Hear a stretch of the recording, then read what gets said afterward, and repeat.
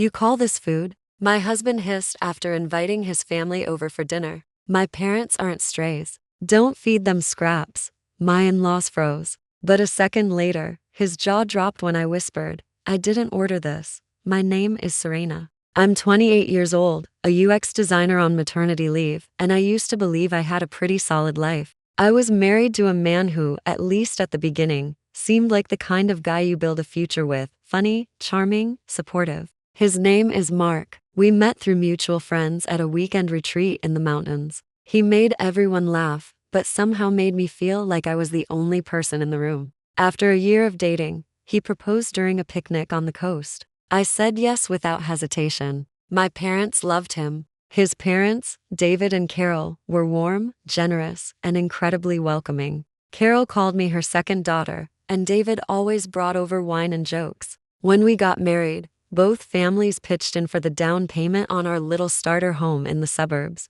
I thought I had hit the jackpot. Things were good, really good. Then I got pregnant and everything started to shift. Mark was thrilled, said all the right things, like, I'm going to be the best dad ever, and I'll work extra to make sure our baby has everything, and he did. He started working late nights at his IT job, claiming he was banking overtime, but the longer my belly grew, the more distant he became. I tried to rationalize it. He's just stressed, I told myself. This is how he shows he cares. But caring doesn't look like forgetting to ask how your wife is feeling after she's spent the day vomiting and trying to scrub the bathtub without blacking out. It doesn't look like turning every shared responsibility into a solo performance. When I was working, we split the chores. When I got pregnant, Mark insisted on taking over. At first, he cooked, did the laundry, even rubbed my feet when I was too sore to stand. But the more he worked late, the less he did. Eventually, everything defaulted back to me.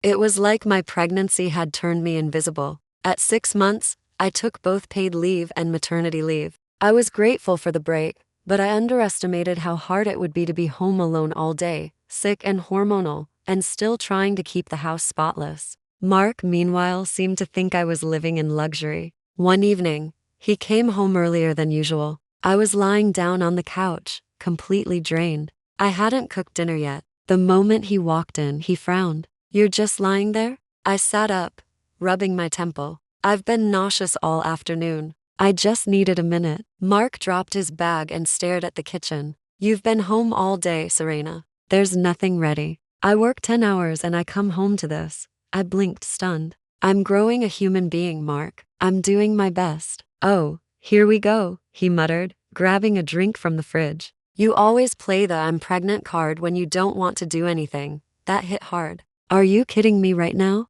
He looked back at me. No, I'm not. You've checked out. You're not working. You barely do anything around here anymore. I felt my throat tighten. So, what do you want from me? You want a wife or a full-time maid? Mark shook his head, like I was being dramatic. I want you to stop acting like carrying a baby gives you a free pass. I didn't yell. I didn't cry. I just stood up, walked past him, and said, I'm going to stay with my parents. I need space. I need peace. Mark's response, fine, do whatever you want. And so I did. I packed a suitcase that night. My dad picked me up the next morning, and we didn't speak a word during the drive. He just squeezed my hand when we pulled into their driveway. My mom had already made up the guest room. She put lavender lotion on the nightstand. I felt safe. 2 weeks passed. Then 3. I sent Mark one update about the pregnancy, but he didn't respond. It hurt, but I wasn't surprised. I had expected the cold shoulder. Then, out of nowhere, my parents opened the front door one afternoon, and there stood David and Carol. I was folding baby clothes in the living room when my mom called out, Serena, you have visitors. I froze. Carol stepped inside, her face drawn with worry. David held a paper bag of groceries and looked equally uncomfortable. We're so sorry, Carol said immediately. We had no idea what was happening. Mark never told us you left, David added. We stopped by your place and when you weren't there, we pressed him until he finally admitted it. I'm embarrassed to say we thought everything was fine. I sat down slowly, unsure what to say. Carol leaned in, her voice low. Serena, I know you're going through a lot. I remember what pregnancy was like, and I just want you to know, you don't have to go through it alone. They stayed for over an hour. offering apologies, stories about Mark's childhood, even a few bad dad jokes. I smiled politely, but inside I was torn. Mark wasn't just absent, he was cruel. But maybe, just maybe, this visit was a sign that someone in that family still had compassion. A few days later, Mark showed up on my parents' porch. No call, no text, just rang the bell like nothing had happened. When I opened the door, he looked exhausted. "I'm sorry," he said. "I shouldn't have said what I said. I didn't mean to make you feel alone." I crossed my arms. "You didn't make me feel alone, Mark. You left me alone."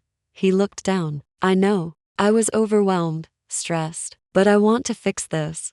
I wanted to believe him. I told him I'd come back, but only after the baby was born. I didn't want stress around my final trimester. He agreed, or at least he said he did. Lily was born on a rainy morning in early October after 14 long hours of labor. My mother held my hand through the final pushes because Mark was still on the way, caught in traffic after working late the night before. He arrived just in time to hear our daughter's first cry. I'll never forget the look on his face, raw, shaken, teary-eyed. For a moment, I let myself believe things were going to be different. We brought Lily home, wrapped in a floral blanket and hope. The first few days passed in a blur of diapers, tiny hiccups, and visitors bearing casseroles. Mark was tender and attentive at first, cradling Lily like she was made of glass, kissing my forehead as I drifted in and out of sleep. But his phone never stopped buzzing. Even during feedings, even when I was crying in the shower, he was answering Slack messages, telling me he just needed to stay in the loop.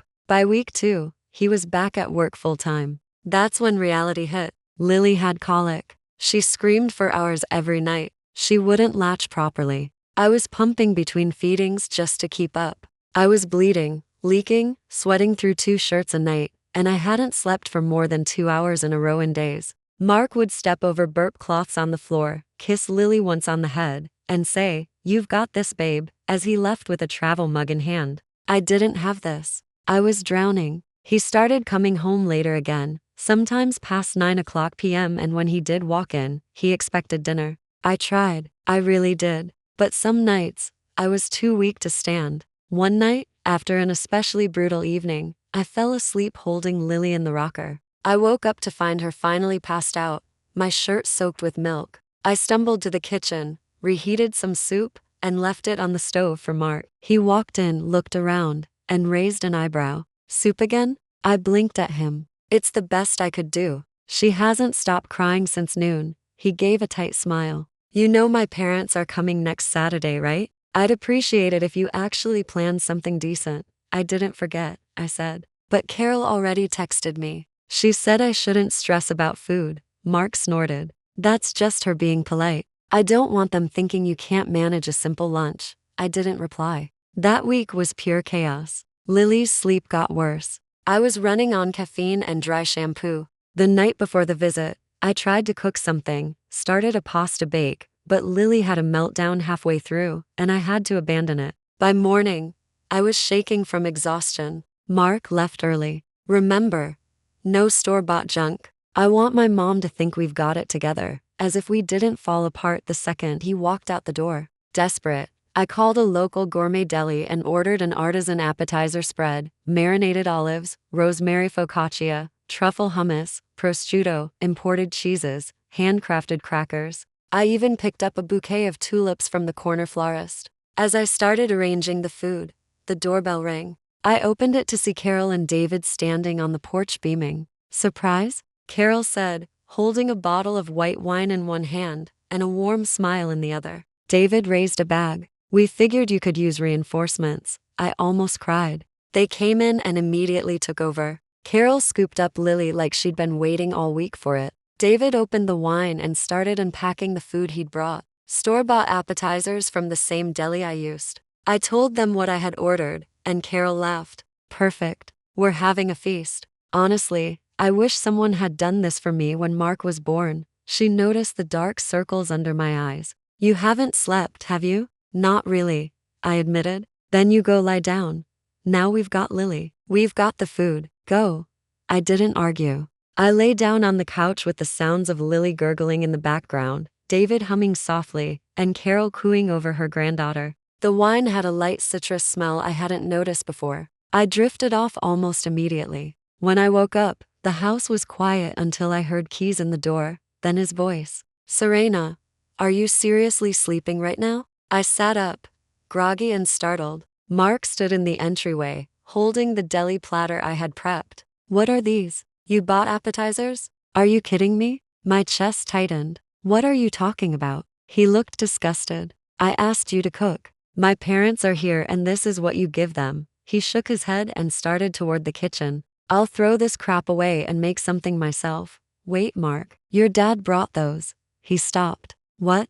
I stood up. Your parents brought those. I didn't order them. He turned slowly, eyes narrowing. You're lying. Before I could speak again, a voice cut through the room like a blade. She's not lying. David stood in the doorway with a glass of wine in hand. Carol was behind him, holding Lily. You bought those appetizers? Mark asked, clearly thrown off. David walked forward. Yes.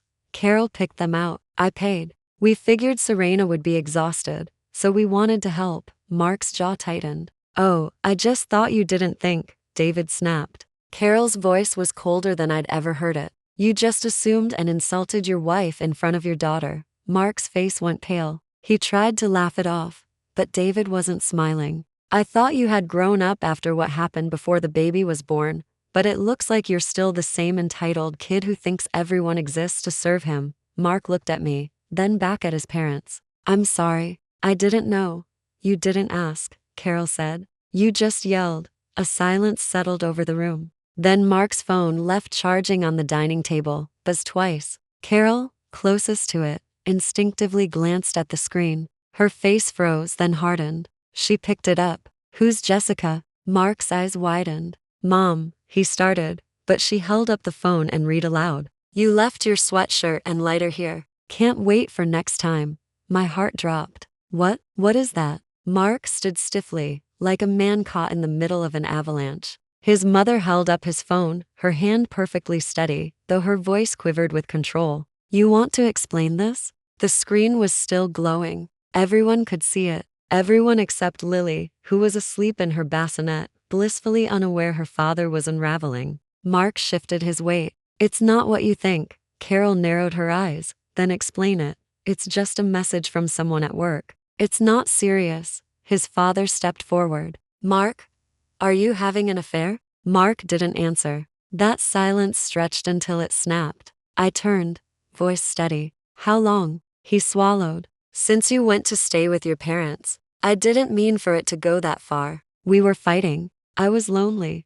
David's voice stayed low. She was pregnant with your daughter. What kind of man leaves his pregnant wife and pretends he's putting in overtime while meeting another woman? His mother stared at him like she didn't recognize him. We trusted you. We defended you. You were gone, Mark snapped. You just left. I left to survive, I said, stepping forward. You think I wanted to go? You made this house unbearable. You made me feel like a burden for being pregnant with your child. He ran his hand through his hair. I'm sorry, okay? It didn't mean anything. Her name's Jessica, right? I asked, keeping my tone flat. Mark's mouth dropped open. How? Your phone lit up while you were too busy accusing me of laziness. Carol's hands dropped to her sides. You said you wanted to fix things, that you wanted to be better, but you came here, insulted your wife, lied again, and now this. Mark opened his mouth, but David raised his hand. Don't. His father turned to me. Do you want him out?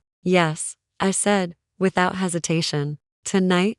Mark's jaw dropped. You're kicking me out of my own house. You forfeited your place here, I said. I won't share a roof with someone who disrespects me in front of my child. David nodded and walked down the hall. Moments later, he returned with a duffel bag and set it firmly at Mark's feet. You'll stay with us until this is resolved. Mark looked at his mother. Mom. Carol's response was simple. You're our son, but that doesn't make you right. I picked Lily up and walked to the nursery as they escorted him out of the house. I didn't look back. 3 days later, I heard the doorbell. When I opened it, Carol and David were standing there. No Mark. Just them and a manila folder. He signed everything, David said, as he walked in. We didn't let him argue. Carol placed the folder on the table. Full custody, divorce terms, child support, clean and simple. Then she handed me a white envelope. I hesitated. "It's from us," she said softly. "So you don't have to struggle because of what he did." Inside was a check generous enough to give me breathing room for months. "I don't want to take money from you." "You're not," David said. "You're taking it from the people who believe in protecting the innocent." Carol added, "He's going to repay every penny. We've taken over his salary and expenses. No more online orders. No more credit cards. He gets a weekly allowance, just enough to get to work and eat. That's all." "And Lily's trust?" I asked. "We'll make sure it gets paid every month on time. If not, he'll answer to us." I stared at the documents. They weren't just legal. They were merciful. They gave me freedom. I signed that afternoon. Mark didn't contact me. Didn't show up. I didn't expect him to. Later, I found out Jessica had ghosted him the moment the divorce became public. Word spread in his office. HR reassigned him to internal admin work. No bonuses, no promotion. Track. He moved into a basement-level unit near the bus line. Carol texted me on the 1st of each month to confirm the child support deposit. She never missed a message. Lily and I stayed with my parents until spring. My mom helped with bottle feeds at night. My dad fixed up my old childhood room. There was always soup, clean towels, and laughter in that house, even on days when I couldn't laugh myself. When I returned to work, my boss welcomed me back with no questions and a flexible schedule. My colleagues left sticky notes on my desk that said things like, "You've got this in one meeting at a time." I found a small 2-bedroom apartment near a park with soft light and quiet mornings. Lily's room is filled with second-hand picture books and oversized stuffed animals that she insists on lining up like sentinels around her crib. One afternoon, while she was napping, I stood in the kitchen and realized the silence felt good. It wasn't empty anymore. It was mine. Sometimes friends ask if I miss being married. I tell them, no, I miss the version of myself I imagined I'd become. I miss the fairy tale I held onto too long. But the marriage? I don't miss apologizing for being exhausted. I don't miss cleaning while holding back tears. I don't miss being made to feel like I failed for not cooking a hot meal on 2 hours of sleep. I don't miss Mark. People ask if I regret anything. Yes, I regret shrinking. I regret softening every edge of myself to avoid conflict. I regret making excuses for a man who didn't deserve them. But I don't regret walking away. I don't regret choosing peace over pretending. I don't regret packing a bag, taking my daughter, and never looking back. And I definitely don't regret saying, "This ends here," because it did, and I'm still here, still standing, and finally free.